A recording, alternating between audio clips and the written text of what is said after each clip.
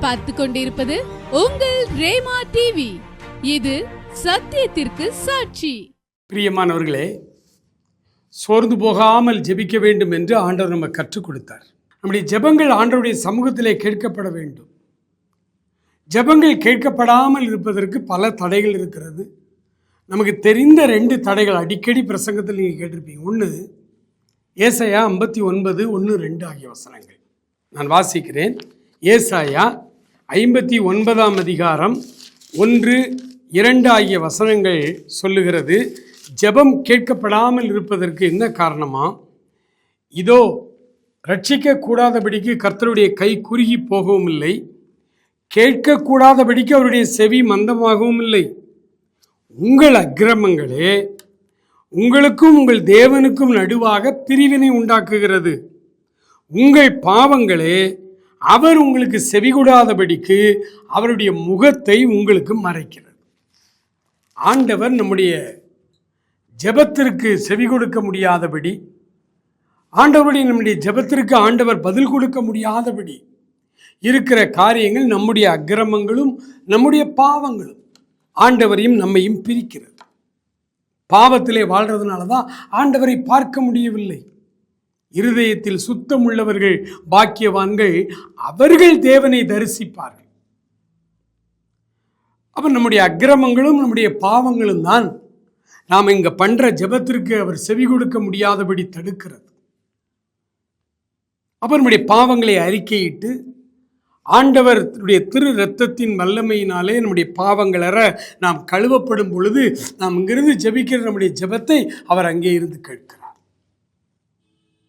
ரகசியமாய் அந்தரங்கத்தில் யாரும் அறியாமல் முழங்காலில் நின்று ஒரு அறை வீட்டுக்குள்ளே தனிமையிலே ஜெபிக்கிறோம். அவர் கேட்டு வெளியரங்கமாய் நமக்கு பதில் தருகிறார். அடுத்து நமக்கு தெரிந்த ஒரு காரியம், சங்கீதக்காரனாகிய தாவீது எழுதுகிறார், என் இருதயத்தில் அக்கிரம சிந்தனை கொண்டிருந்தேனானால் கர்த்தர் என்னுடைய ஜெபத்திற்கு செவி கொடுக்க மாட்டார். நம்முடைய இருதயத்தில் அக்கிரமமான எண்ணங்கள், நினைவுகள், அது ஒரு மிகப்பெரிய தடையாக இருக்கிறது. நம்முடைய உள்ளத்தில் அக்கிரமமான சிந்தனைகளை வைத்துக்கொண்டு எவ்வளவுதான் கைகளை விரித்து நீ ஜெபித்தாலும் அதை அவர் கேட்க மாட்டார்.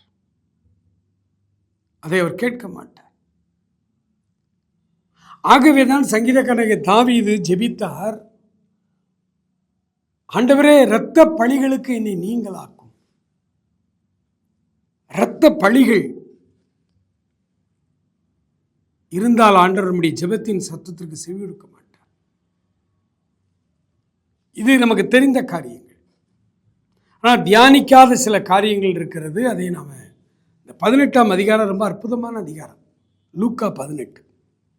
அதில் 8 வசனங்களும் சோர்ந்து போகாமல் ஜெபிக்க வேண்டும் என்பதை குறித்த ஒரு ஓமையை இங்கே சொல்லியிருந்தார். அதை நேற்றைய தினத்திலே நம்ம தியானித்தோம். இன்றைக்கு 9வது வசனத்திலிருந்து அடுத்த ஒரு காரியத்தை, ஓமையை சொல்லுகிறார். இது என்ன ஓமை?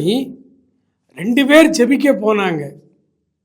ஒருவனுடைய ஜெபம் கேட்கப்பட்டது, இன்னொருடைய ஜெபம் கேட்கப்படவில்லை. ஒருவனுடைய ஜெபம் கேட்கப்பட்டது, இன்னொருடைய ஜெபம் கேட்கப்படவில்லை. எப்போதும் இந்த ஒருவனுடைய ஜெபம், ஆயக்காரனுடைய ஜெபம் கேட்கப்பட்டது. அதைத்தான் தியானித்து கொண்டிருக்கிறோம், அதைத்தான் பிரசங்கத்தில் கேட்கிறோம். அவன் ஆலயத்துக்குள்ளும் வர துணியாமல் வெளியே நின்று மார்பிலே கையை அடித்து கொண்டு தன்னை தாழ்த்தினான். ஆண்டவரே, உம்முடைய சமூகத்துக்குள்ளே வருவதற்கு கூட நான் பாத்திரன், பாவியான மனுஷன் என்று அவன் தன்னை தாழ்த்தினான். தன்னை தாழ்த்துகிறவன் எவனோ அவன் உயர்த்தப்படுகிறான் என்ற வார்த்தையின்படி அவன் நீதிமானாக்கப்பட்டான் என்று வேதத்திலே சொல்லி இருக்கிறார். இன்னொருவன் போய் ஜெபம் பண்ண, அவன் ஜெபத்தை கர்த்தர் கேட்கல. அவனை குறித்து இந்த நாளில் தியானிக்க போகிறோம். ஆயக்காரன். இந்த ஆயக்காரன் ஆண்டவருக்கு அடுத்த காரியத்தில், ஊழியத்தில் மிக நன்றாய் வேலை செய்தவன், ஆண்டவருடைய பிரமாணங்களை கை கொண்டு நடந்தவன். இந்த ஆயக்காரன் என்னவெல்லாம் சொல்லுகிறான் பாருங்க.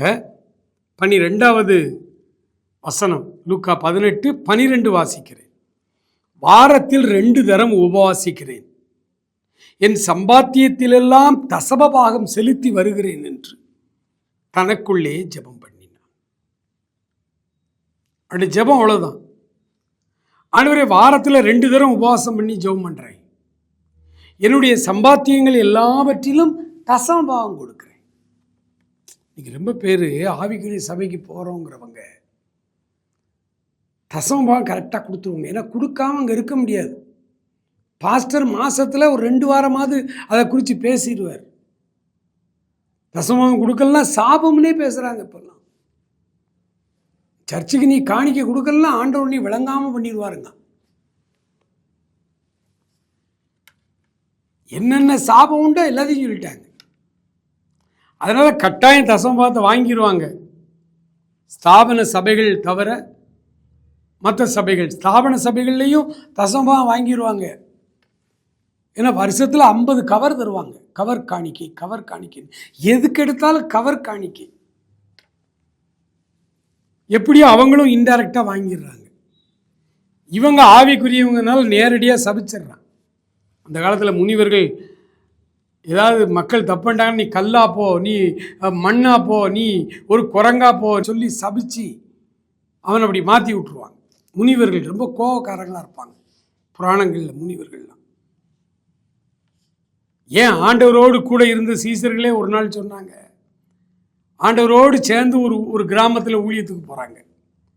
அந்த ஊருக்காரன் கல்லை விட்டு எரிஞ்சு விரட்டிட்டான். எது ஏசு. இன்னைக்கு நம்மளை கல்லை கொண்டு எறிறதுக்கு எவ்வளோ நேரம்? ஒன்றும் தப்பு இல்லை. கல்லை கொண்டு எரிஞ்சால் கல்லெறி வாங்கிக்கிடணும். அதான் ஊழியம். அன்னைக்கு இயேசுநாதரோடு சீசர்கள்லாம் போனாங்க, ஒரு கிராமத்தில் விரட்டிட்டாங்க. கல்லை கொண்டு எரியா கொலை செய்ய கூட பார்த்தாங்களாம் ஒரு கிராமத்தில். அப்போ ஆண்டவரோடு கூட இருந்த சீசருக்கெல்லாம் கடும் கோபம் வந்துருச்சு. ஏன்னா அவங்க ஆண்டவரோட கூடயே இருக்காங்களா. ஆண்டவர் எப்படிப்பட்ட பெரிய கடவுள்னு அவங்களுக்கு தெரியும். 5 அப்பம் 2 மீனை எடுத்து இவர் 5000 பேருக்கு அப்படியே கொடுத்துக்கிட்டே இருக்காரு. அப்பவும் மீனும் வந்துக்கிட்டே இருக்கு. அமுத சுரபியில் மாதிரி ஆபுத்திரன் கையில் இருந்த அமுத மணிமேகலையில் இருக்குது. சிலப்பதிகாரம் மணிமேகலை படித்து பார்த்தீங்கன்னா அதில் இருக்கும். ஆபுத்திரன் கையில் இருந்த அமுத சுரபி பாத்திரம் மாதிரி எடுக்க வந்துக்கிட்டே இருந்துச்சு. அதை நேரடியாக நிகழ்த்தி காட்டினார் ஆண்டவர். கூட இந்த சீசர்கள் அதை பார்த்தாங்க. இறையாதை அமைதலாக இருந்து காற்றையும் கடலையும் அதட்டினார். காற்றும் கடலும் அவருக்கு கீழ்ப்படிந்தது. இதை கிட்ட இருந்து பார்த்தவங்களுக்கு ஆண்டவரையே விரட்டிட்டாங்க, கள்ளக்குண்டி இருதான்னு கோபம் வந்துருச்சு. ஆண்டவரே, அக்கினி இறங்கி இவங்களெல்லாம் கொலை பண்ணிடுவோமான்னு கேட்டாங்க. ஆண்டவர் சிரிச்சார். அவருக்கு அவர் சொன்னார் சீசர்களை பார்த்து, எப்பா நான் இன்னும் ஆவி உடையவன்னு நீ உங்களுக்கு இன்னும் புரியலையா? நம்மளை ஒருத்தன் ஏற்றுக்கொள்ளலை, நம்மளை ஒருத்தன் எதுக்குறான்னு உடனே அவனை போய் அடிக்கிறது, அவன் மேலே தீயது கொண்டு போடுறதா நம்ம வேலை. அதுவல்ல கிறிஸ்தவ வாழ்க்கை. அதுவல்ல கிறிஸ்தவ வாழ்க்கை. கிறிஸ்தவ வாழ்க்கை என்பது உயிரையே தியாகம் செய்து ஆண்டவருக்காக வெளியில் வந்து நிற்கிறோம். நீ அடித்தாலும் சரி, கொன்னாலும் சரி, சாட்சியாக நிற்போம்.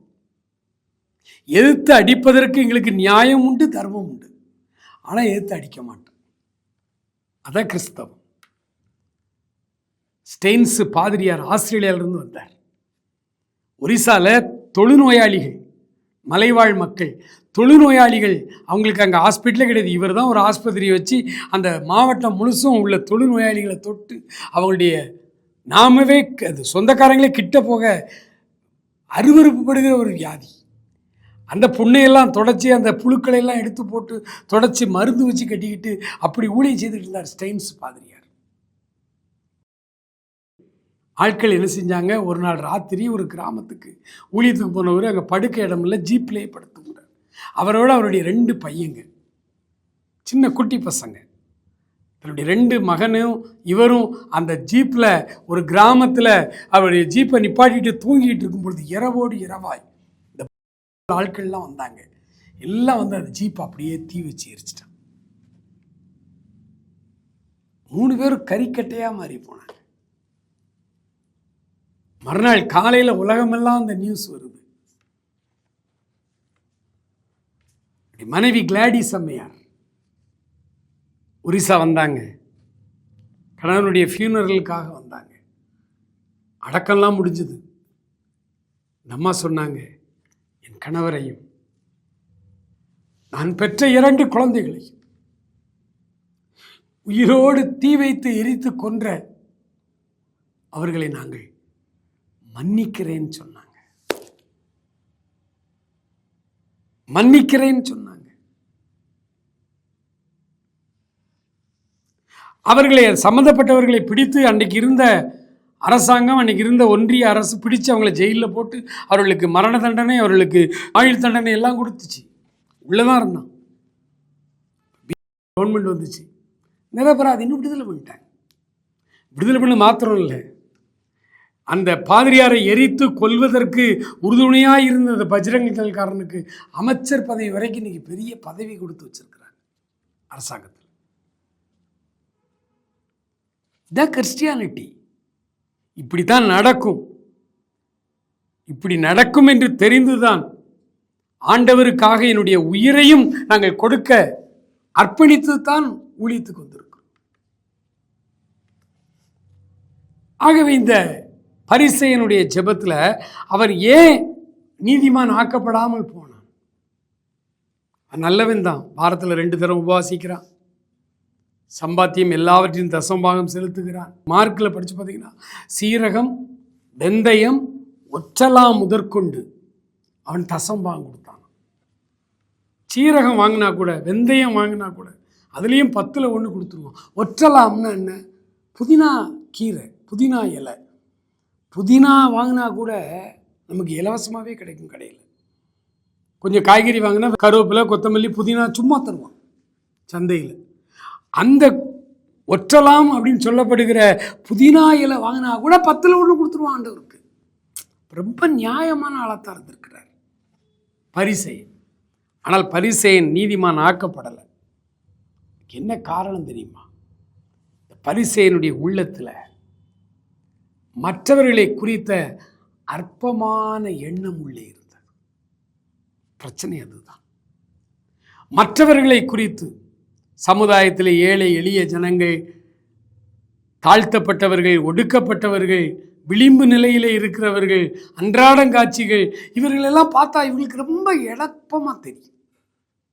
ஏன்னா இந்த 18ஆம் அதிகாரத்தில் 11வது வசனத்தில் பரிசேயன் ஜெபம் பண்ணுறாரு.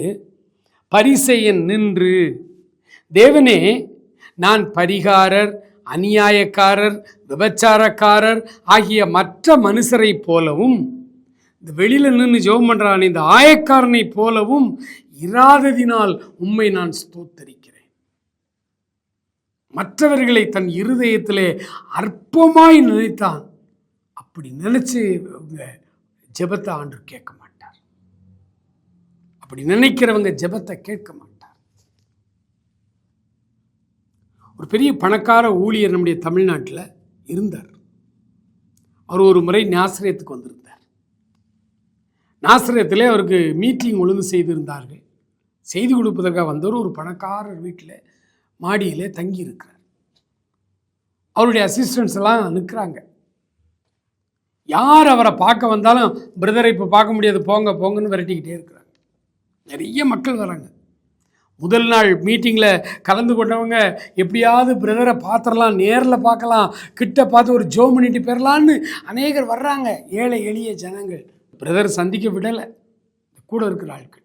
ஏன்னா பிரதர் அப்படி சொல்லி இருக்கிறார். அப்பொழுது அதே ஆசிரியத்தில் வெளிநாட்டிலிருந்து வந்த, குவைத்திலிருந்து வந்த 2 சகோதரர்கள், கிறிஸ்தவ சகோதரர்கள், அவர்கள் அந்த பிரதரை பார்க்க வந்தாங்க. அவங்க சொன்னாங்க, உங்கள் அசிஸ்டண்ட்டை, குவைத்திலிருந்து என் பேர் என்ன பேர், நாங்கள் 2 பேர் வந்திருக்கிறோன்னு பிரதர்கிட்ட சொல்லுங்கன்னாங்க. போய் சொன்னால் பிரதர் உடனே வந்துட்டாரு. பிரதர் உடனே தரிசனம் ஆயிட்டார். என்னன்னு கேட்டால், அந்த 2 பேரும் குவைத்தில் இருக்கும்போது, இந்த பிரதர் குவைத்து போகும்போது நிறைய காணிக்கை கொடுத்தாங்களாம், நிறைய வெகுமானங்கள் கொடுத்தாங்களாம். அவங்க வீட்டில் ஒரு நாள் சாப்பிட்டாராம் பிரதர். அப்போ பணக்கார, அதிக காணிக்கை கொடுக்குற பணக்காரர்கள் வந்தால் பிரதரை எளிமையாக சந்திச்சிருவாங்க. ஆனால் ஏழை எளிய ஜனங்கள் வந்தால் சந்திக்க முடியும். ஆண்டவர் சொன்னார், அப்படி மனசில் நீ எளியவனை ஒடுக்கப்பட்டவனை, தாழ்த்தப்பட்டவனை, விளிம்பு நிலையில் உள்ளவனை, உனக்கு ஒரு பைசா கூட காணிக்க கொடுக்க முடியாத ஒரு மனிதன் நீ அற்பமாய் உன் உள்ளத்திலே நினைத்தால்,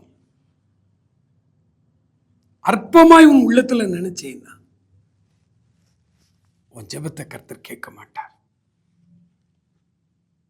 இன்றைக்கு சமுதாயத்தில் பலர் ஊழியக்காரர்களிலே, கிறிஸ்தவர்களிலே, பிரசங்கம் பண்ணுகிறவர்களிலே, திருச்சபையில் உள்ள கிறிஸ்தவ மக்கள் தங்களை விட ஒரு படி கீழானவர்களை அற்பமாய் நினைக்கிற ஒரு எண்ணம், அற்பமாய் நினைக்கிறது. நல்லா ட்ரெஸ் பண்ணலையா அவங்களுக்கு பொது இடத்துல மரியாதை இல்லை. ஏழையா இருக்காங்களா, பார்க்க கொஞ்சம் ஏழை மாதிரி தெரியுதா, அவங்களுக்கு மரியாதையே இல்லை. சமுதாயத்தில் சர்ச்சில் கூட மரியாதை இல்லை அவங்களுக்கு. ஆண்டவர் எப்படி உன்னுடைய ஜெபத்தை கேட்பார்? ஆகவே எதிரிகள் பலத்து கொண்டே இருக்கிறார்கள். கொஞ்ச காலம், ஜெபிக்க முடியாத காலம், பைபிள் வாசிக்க முடியாத காலம், ஆலயங்கள் எல்லாம் அடைக்கப்படக்கூடிய காலம் சீக்கிரமாய் வருகிறது. அன்றைக்கு நீ எங்கே போவாய்? உன்னுடைய உள்ளத்தில் உன்னை விட கீழானவர்கள் என்று நீ நினைக்கிற சமுதாயத்தில் உனக்கு அடுத்த மட்டத்தில் இருக்கிறவர்களை அற்பமாய் எண்ணாதிருங்கள். ஆண்டவர் தெளிவா தன்னுடைய சுவிசேஷத்தில் அவர் சொன்னாரு, ஏழை எளிய ஜனங்களை அற்பமாய் எண்ணாதிருங்கள். இந்த சிறியரில் ஒருவனையும் அற்பமாய் எண்ணாதிருங்கள். ஒவ்வொருவருக்கும் ஒரு தேவதூதன் பரலோகத்திலே உண்டு. கவனம், கவனம். எல்லாருக்கும் மரியாதை செலுத்துங்கள். உங்களை விட எல்லாரையும் கனம் பெரியவர்களாய் அவர்களுக்கு மரியாதை செலுத்துங்கள். அவர்களை கனமாய் நினைத்துக் கொள்ளுங்கள். ஆண்டவர் ஏழை எளிய ஜனங்களின் ஆண்டவர். ஆகவேதான் ஒரு மாட்டு தொழுவத்திலே பிறந்தார். பெத்லகேமிலே ஒரு மாட்டு தொழுவத்திலே பிறந்தார். அவருடைய பிறப்பு முதலாவது யாருக்கு அறிவிக்கப்பட்டது? மிகப்பெரிய ராஜாக்களுக்கும் பிரபுக்களுக்கும் அறிவிக்கப்படல. வனாந்திரத்திலே ஆடு மேய்த்து கொண்டு ராத்திரியிலே விழித்திருந்த அந்த மேய்ப்பர்களுக்கு ஆண்டவர் தன்னுடைய பிறப்பு அங்கே முதல் செய்தியாய் சொல்லப்பட்டது. ஆண்டவர் எப்போதுமே ஏழை எளிய ஜனங்களோடே தான் இருப்பார். அவர் மேல குற்றச்சாட்டே தான். இதே பரிசேயர்கள் அன்னைக்கு என்ன சொன்னாங்க சீசர்கள்ட்ட? உங்களுடைய போதகர் என்ன ஆயக்காரர்களோடும் பாவிகளோடும் பந்தி இருக்கிறார், ஏழை எளிய ஜனங்களோடையே இருக்கிறாரே அப்படின்னு சொன்னாங்க. அப்போதான் ஆண்டவர் சொன்னார், பிணியாளிக்கு தான் வைத்தியர் தேவை. சமுதாயத்திலே இவர்கள் எல்லாம் தாழ்த்தப்பட்டவர்கள் என்றும், அவர்கள் தாழ்ந்த ஜாதியினர் என்றும், விளிம்பு நிலை மக்கள் என்றும், பொருளாதாரத்திலும் கீழானவர்கள் என்றும் அவர்களை இழிவுபடுத்துகிற இந்த காரியங்கள் இருந்தால் நான் அவர்களோடு நிற்பேன் என்று சொன்னார்.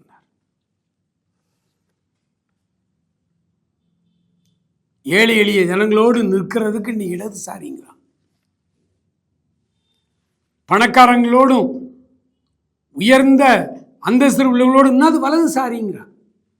இது இடதுசாரிங்கிறான். அதில் கூட இடதுசாரின்னு வச்சிருக்காங்க இவங்களை. ஆண்டவர் எப்போதுமே இடதுசாரி தான். அவர் ஏழை எளிய ஜனங்களோடு தன்னை அடையாளப்படுத்தி கொண்டார். ஆண்டவருடைய பிறப்பின் செய்தி அந்த மந்தை மேய்ப்பர்களுக்கு வந்த பொழுது அந்த வானலோக தூதர்கள் சொன்னார்கள், பிள்ளையை கந்தல் துணிகளிலே சுற்றி முன்னணியிலே கிடத்தியிருக்க காண்பீர்கள், இதுவே உங்களுக்கு அடையாளம் என்று சொன்னார்கள். கந்தை துணிகள் தான் அவருக்கு. ஏழை எளிய ஜனங்களோடு எப்போது அவர் இணைந்திருப்பார். தங்களை பெரியவர்கள் என்றும் பணக்காரர்கள் என்றும் அந்தஸ்தில் உயர்ந்தவர்கள் என்றும் அடுத்தவர்களை இழிவாய் நினைக்கிற எவருடனும் கர்த்தர் இல்லை. கர்த்தர் இல்லை. எனக்கு அன்பான சகோதரனே, சகோதரியே, ஆண்டவர் உங்களுடைய ஜெபங்களை அங்கீகரித்து, ஜெபங்களுக்கு செவி கொடுத்து, ஜெபங்களுக்கான பதிலை அவர் உடனடியாய் செய்ய வேண்டுமானால், அறிந்தோ அறியாமலோ உங்கள் உள்ளத்தில் இருக்கிற மேட்டிமை சிந்தனைகள், உங்கள் உள்ளத்திலே மற்றவர்களை இழிவாய் நினைக்கிற எண்ணங்கள், அவைகளை முதலாவது தூக்கி தூர போடுங்கள். ஆண்டவர் உங்களை நேசிக்கிறார். ஆனால் பலவான்களை ஆசனங்களிலிருந்து தள்ளி எளியவர்களை உயர்த்துகிற ஆண்டவர். மகா இரக்கமுள்ள எங்கள் ஆண்டவரே,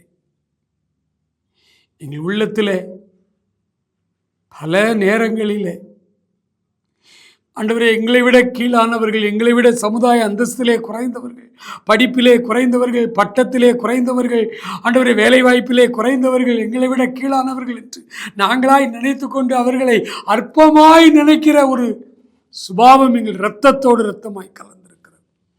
மேல் அதிகாரிகள் என்றால் ஒரு மரியாதை, எங்களுக்கு கீழ் உள்ள அதிகாரிகள் என்றால் அவர்களுக்கு ஒரு அவமரியாதை பண்ணுகிறவர்களாய் நாங்கள் இருக்கிறோம். ஆண்டவரே, எங்களை மன்னி. எங்கள் ஜெபங்கள் கேட்கப்படாமல் போனதற்கு மிகப்பெரிய காரியம் இந்த உள்ளத்தில் இருக்கிற இந்த அருவருப்பு. ஆண்டவரே, எங்களை விட்டு எடுத்து போடும், எங்களை விட்டு எடுத்து போடும். ஆசீர்வதி, தொடர்ந்து காத்துக்கொள்ளும். இயேசு கிறிஸ்துவின் நல்ல நாமத்தில் ஜெபிக்கிறோம் எங்கள் அருமை பிதாவே. ஆமென், ஆமென்.